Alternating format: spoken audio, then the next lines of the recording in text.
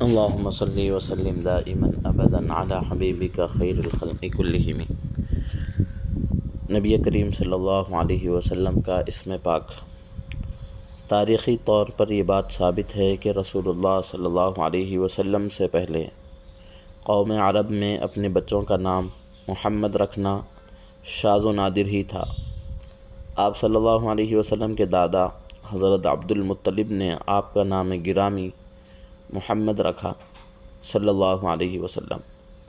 آپ کا دوسرا اسم گرامی احمد بھی تھا، جو قدیم آسمانی کتابوں میں درج ہے۔ آپ کا یہ اسم گرامی صحابہ کرام میں معروف و مشہور رہا ہے۔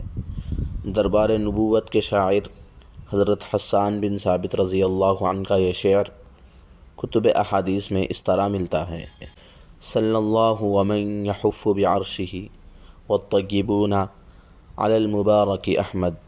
حاملان عرش کے فرشتے اور سب پاکیزہ ہستیوں نے بابرکت احمد پر درود بھیجا ہے صلی اللہ علیہ وسلم۔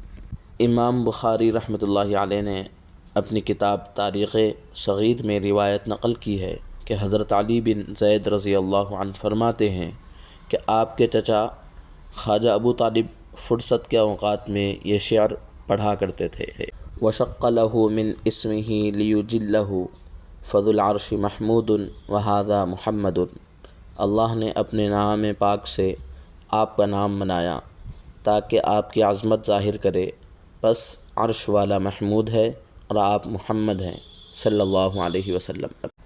حضرت عبداللہ بن عمر رضی اللہ عنہ فرماتے ہیں کہ آپ کے چچا خواجہ ابو طالب رسول اللہ صلی اللہ علیہ وسلم کی شان میں یہ شعر پڑھا کرتے تھے: آپ صاف ستھرے پاکیزہ ہیں، آپ کے روئے مبارک کے صدقے میں بارش طلب کی جاتی ہے، آپ یتیموں کی پرورش کرنے والے اور بیواؤں کی حمایت کرنے والے ہیں صلی اللہ علیہ وسلم۔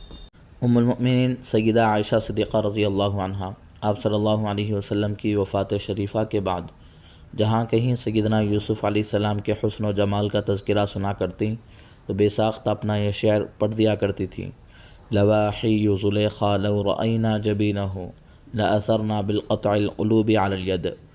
زلیخا کو طعنہ دینے والیاں اگر رسول اللہ صلی اللہ علیہ وسلم کی جبین پاک کو ایک نظر دیکھ لیتیں تو ہاتھوں کے بجائے اپنے دل کاٹ لیتیں۔